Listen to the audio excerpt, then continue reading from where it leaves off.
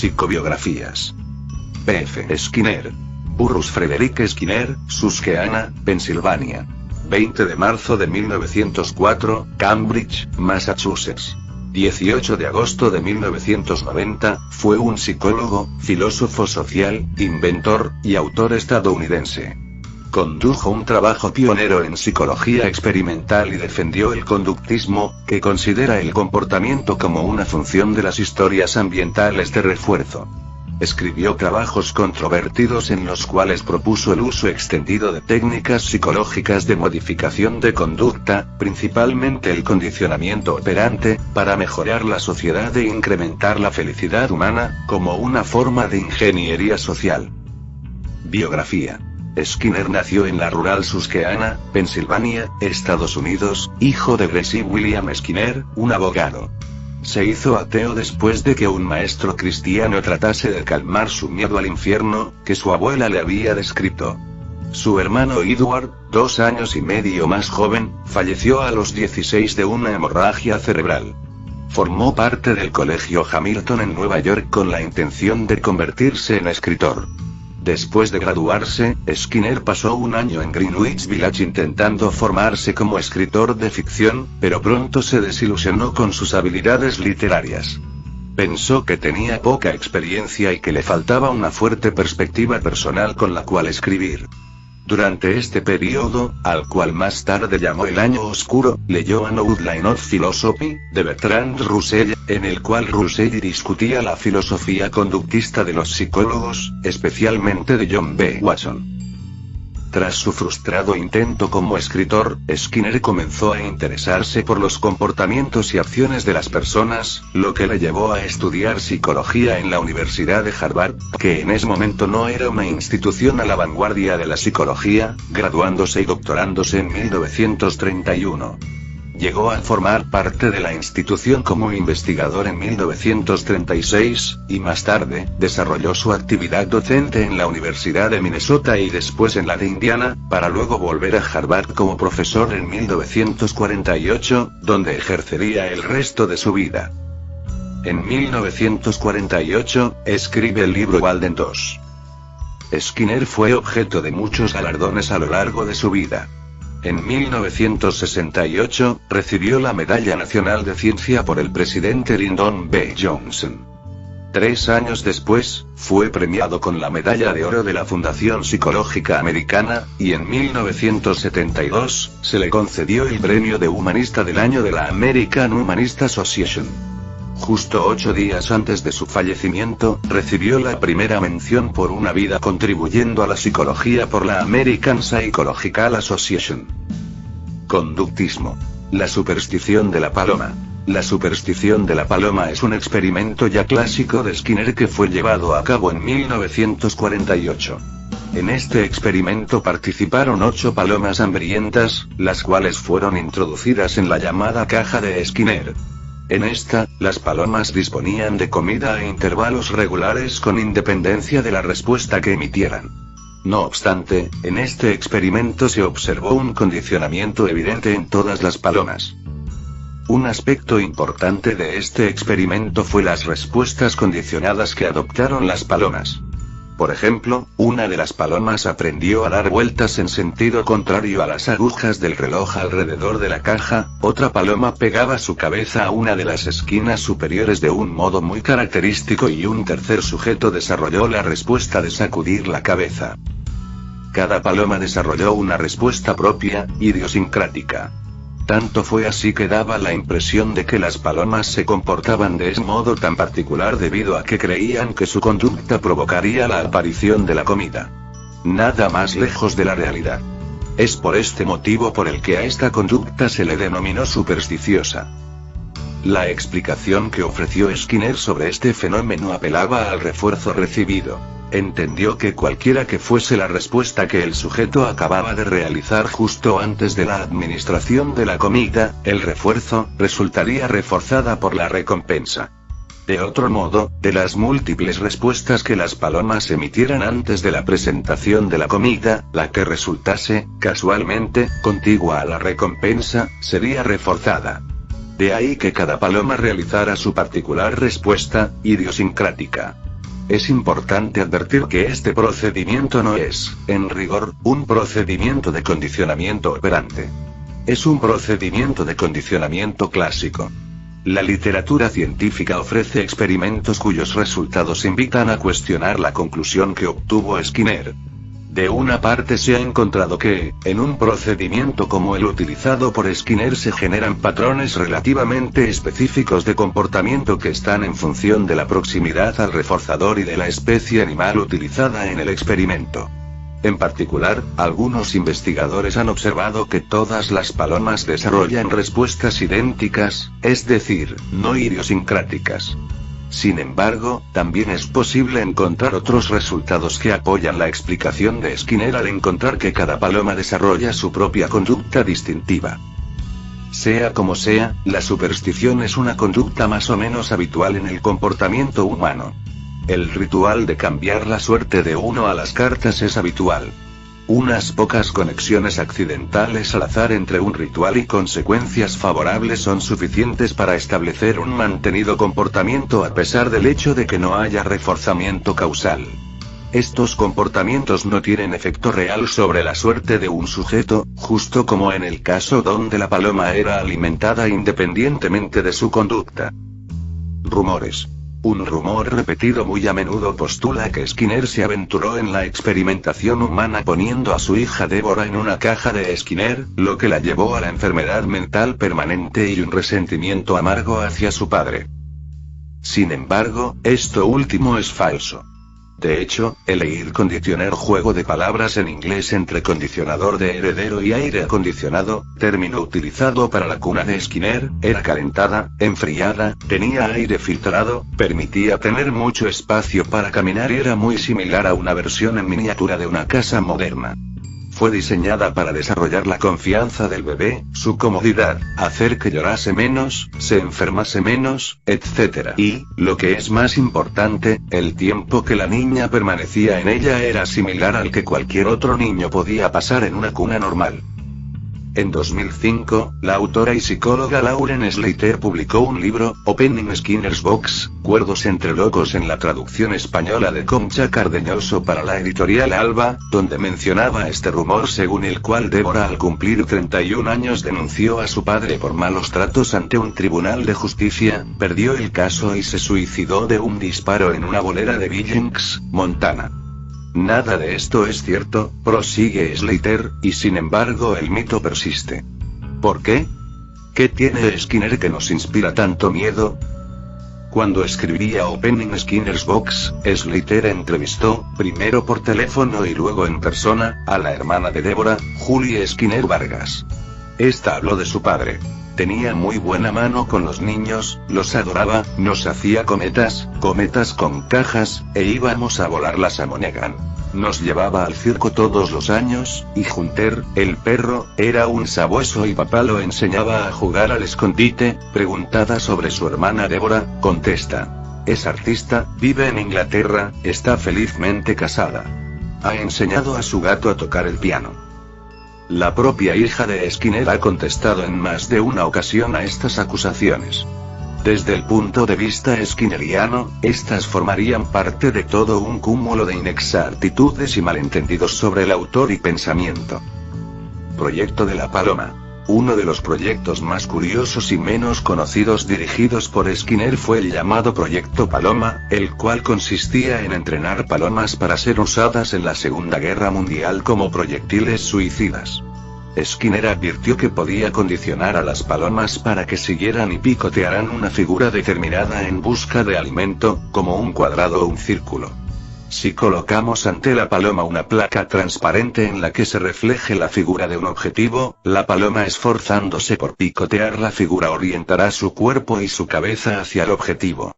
Y si encerramos la paloma en un aparato capaz de utilizar los movimientos de la paloma para rectificar su dirección, el aparato se mantendrá orientado en dirección al objetivo. Dicho de otro modo, tendremos un proyectil capaz de perseguir un blanco en movimiento. Finalmente se consiguió con ayuda de ingenieros de telecomunicaciones crear un aparato muy preciso al que se le llamó proyectil pelícano debido a que el pico del aparato era más grande que los propios explosivos que llevaba la paloma. El aprendizaje de las palomas también progresó adecuadamente, siendo estas capaces de reconocer formas de barcos, aviones y tanques. Cada paloma seguía solamente la figura que había aprendido a seguir, y no otras que apareciesen en su pantalla. No hacían caso a elementos distractores como nubes o humo.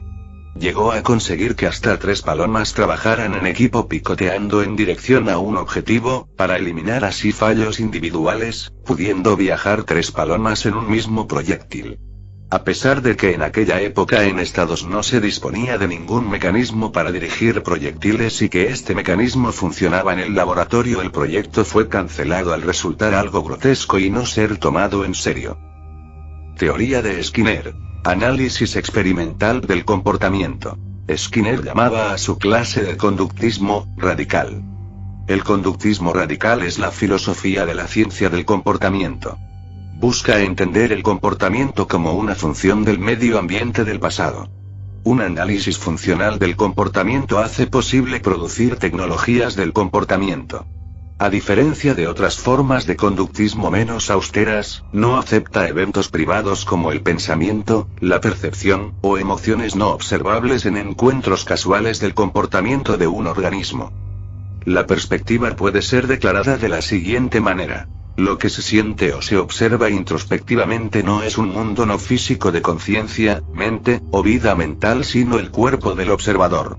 Esto no significa, como demostraré luego, que la introspección es una clase de investigación psicológica, tampoco significa, y este es el corazón del argumento, que lo que se siente o se observa introspectivamente son las causas del comportamiento. Un organismo se comporta de la manera que lo hace debido a su presente estructura, pero la mayoría de esto está fuera del alcance de la introspección. Por ahora tenemos que contentarnos, como insisten los disque metódicos que estudian el comportamiento, con la historia genética y del medio ambiente de una persona. Lo que se observa introspectivamente son ciertos productos colaterales de esas historias. De esta manera reparamos el gran daño influido por los mentalistas.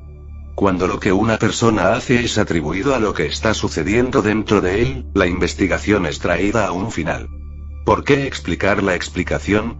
Por 2500 años la gente se ha preocupado por sentimientos y vida mental, pero solo recientemente un interés ha sido mostrado en un análisis más preciso del papel que desempeña el medio ambiente. La ignorancia de ese papel fue lo que comenzó las ficciones mentales, y ha sido perpetuado por las prácticas explicativas a las cuales dieron lugar. Skinner creía que el comportamiento es mantenido de una condición a otra a través de consecuencias similares o idénticas a través de estas situaciones. En síntesis, los comportamientos son factores casuales que son influenciados por consecuencias. Su contribución al entendimiento del comportamiento influenció a muchos otros científicos al explicar el comportamiento social y sus contingencias. Refuerzo es un concepto central en el conductismo, y era visto como un mecanismo central en el moldeamiento y control del comportamiento. Una idea equivocada común es que el refuerzo negativo es sinónimo de castigo.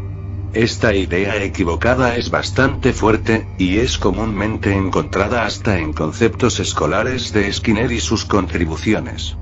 Para ser claro, mientras que refuerzo positivo es el fortalecimiento del comportamiento por medio de la aplicación de algún evento, elogio después que un comportamiento es realizado, refuerzo negativo es el fortalecimiento de comportamiento por medio de la eliminación o evasión de algún evento aversivo, el acto de abrir y levantar una sombrilla encima de tu cabeza un día lluvioso es reforzado por el cese de la lluvia cayendo sobre ti. Las dos formas de refuerzo fortalecen el comportamiento, o incrementan la posibilidad de que un comportamiento vuelva a ocurrir. La diferencia se encuentra en si el evento de refuerzo es algo aplicado, refuerzo positivo, o algo eliminado, refuerzo negativo. El castigo y la extinción tienen el efecto de debilitar el comportamiento, o de reducir la futura probabilidad de que un comportamiento ocurra, por la aplicación de un estímulo/evento adverso, castigo positivo o castigo por medio de estímulo contingente, el retiro de un estímulo deseado, castigo negativo o castigo por medio de retiro contingente, o la falta de estímulo de recompensa, lo cual causa que el comportamiento cese, extinción. Skinner también buscaba entender la aplicación de su teoría en el contexto más amplio de la aplicación del conductismo a organismos vivientes, sobre todo la selección natural. Programas de refuerzo. Parte del análisis del comportamiento de Skinner involucraba no solo el poder de una mera instancia de refuerzo, sino los efectos de programas particulares de refuerzo a través del tiempo. Los programas más notables de refuerzo presentados por Skinner eran de intervalo, fijo o variable, y de razón, fija o variable. Refuerzo continuo, entrega constante de esfuerzos por una acción. Cada vez que una acción era realizada, el sujeto inmediatamente y siempre recibió un refuerzo. Este método es poco práctico para usar, y el comportamiento reforzado es pronto llevado a la extinción. Refuerzo de intervalo, fijo sobre variable, fijo, refuerzo siguiendo la primera respuesta después de una duración determinada. Variable, el tiempo que tiene que pasar antes de que una respuesta pueda producir un refuerzo no es determinado, sino que varía alrededor de un valor promedio. Refuerzo de razón, fija sobre variable, fija, un determinado número de respuestas debe ocurrir antes que haya refuerzo. Variable, el número de respuestas antes de que se produzca el refuerzo es un promedio. Inventos. Cuna de aire. En un esfuerzo de ayudar a su esposa a enfrentar las tareas del día a día de criar a un hijo, Skinner, un inventor consumado, pensó que podría mejorar la cuna estándar. Inventó la cuna de aire para cumplir con este desafío. Una cuna de aire es una cuna diseñada por Skinner que es fácil de limpiar, cuya temperatura y humedad puede ser controlada y fue creada para ayudar a criar bebés. Skinner diseñó esta cuna de aire para su primer hijo porque pensaba que ayudaría a los padres que eran despertados por sus hijos llorando en la noche debido a temperaturas frías, y la necesidad de ropa especial o sábanas. Él pensó que creando la cuna ayudaría a evitar asuntos problemáticos del ambiente. Fue uno de sus inventos más polémicos y era popularmente mal caracterizado como cruel y experimental. La cuna era comparada a menudo con su cámara de condicionamiento operante, cruelmente conocida como la caja de Skinner. Esta asociación con un sistema de experimentación y refuerzo a base de comida invalidó cualquier éxito. Fue diseñada para hacer el cuidado de un bebé más simple, reduciendo ropa sucia, irritación, etc., mientras ayudaba al bebé a ser más libre, saludable, reduciendo la probabilidad de que llore. Supuestamente tuvo un poco de éxito con estas consecuciones. Después, las cunas de aire fueron comercializadas por varias compañías. Un libro en el 2004 por Lauren Slater, titulado Abriendo la caja de Skinner, Grandes experimentos psicológicos del siglo XX, causó mucha controversia al mencionar los rumores de que Skinner había usado a su hija Deborah en uno de sus experimentos y consecuentemente se había suicidado. Aunque el libro de Slater inmediatamente después dice que los rumores eran falsos, Slater también le permite al lector creer que Deborah había desaparecido, y por eso hizo poco para invalidar estos rumores. Un crítico en The Observer en marzo de 2004 citó incorrectamente el libro de Slater apoyando los rumores. Esta crítica fue leída por Deborah Skinner, ahora Deborah Buzan, una artista y escritora que vive en Londres, quien luego en respuesta escribió una réplica vehemente en The Guardian. Obras. Debido a lo prolijo de su material escrito y a su gran cantidad de obras en su mayoría acerca de la psicología de la modificación de la conducta, vamos a concentrarnos en su libro literario que se convirtió en su referente de mayor interés con el paso de los años aunque el éxito no le mediase. Walden II. Skinner empezó su carrera como filólogo inglés, escribiendo poemas y relatos cortos. Por supuesto, también ha escrito numerosos artículos y libros sobre conductismo. Pero quizás sea más recordado por la población general por su libro Walden II, donde describe una comuna casi utópica operando bajo sus principios. Algunas personas, especialmente los derechistas religiosos, atacan al libro diciendo que sus ideas alejan nuestra libertad y nuestra dignidad como seres humanos. Skinner respondió a la ola de críticas con otro libro, uno de sus mejores, llamado Beyond Freedom and Dignity, Más allá de la libertad y la dignidad. Aquí pregunta: ¿qué queremos decir cuando decimos que queremos ser libres? Con frecuencia queremos decir que no queremos estar en una sociedad que nos castigue por hacer lo que queremos hacer. Bien, los estímulos adversos no funcionan muy bien, por tanto, tirémoslos. Entonces solo usaremos refuerzos para controlar la sociedad. Y si escogemos los refuerzos correctos, nos sentiremos libres, ya que haremos lo que creamos que debemos hacer. Lo mismo para la dignidad. Cuando decimos murió con dignidad, ¿qué queremos decir? Que mantuvo sus buenos comportamientos sin aparentes motivos ulteriores. De hecho, mantuvo su dignidad dado que su historial de refuerzos le condujo a considerar el comportarse a esa manera digna como algo más reforzante que montar una escena. El malo hace lo malo porque lo malo es compensado. El bueno hace lo bueno porque su bondad es recompensada. No existe una verdadera libertad o dignidad. Actualmente, nuestros refuerzos para los comportamientos malos y buenos son caóticos y están fuera de nuestro control. Es una cuestión de tener mala o buena suerte en nuestra elección de padres, profesores, parejas y otras influencias. Mejor tomemos control, como sociedad, y diseñemos nuestra cultura de tal forma que lo bueno sea recompensado y lo malo se extinga. Con la correcta tecnología conductual, podemos diseñar la cultura. Tanto la libertad como la dignidad son ejemplos de lo que Skinner llama constructos mentalistas, inobservables y por tanto inútiles para la psicología científica.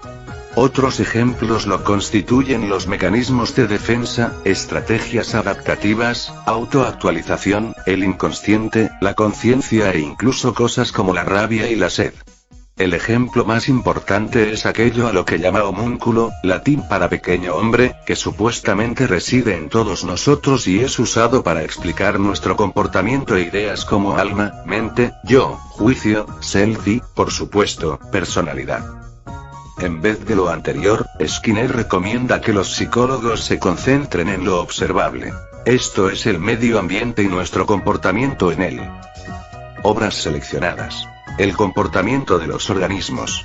Un análisis experimental, Walden 2, Ciencia y conducta humana, horarios de reforzamiento, conducta verbal, el análisis de la conducta. Un programa para la autoinstrucción, la tecnología de la enseñanza, contingencias del reforzamiento. Un análisis teórico, más allá de la libertad y la dignidad, acerca del conductismo, reflexiones sobre el conductismo y la sociedad, disfruta la edad madura. Un programa de autogestión, sobre una mayor reflexión, asuntos recientes en el análisis de conducta, links fuentes. Wikipedia, webspace.ship.ed weblink www.buscabiografías.com weblink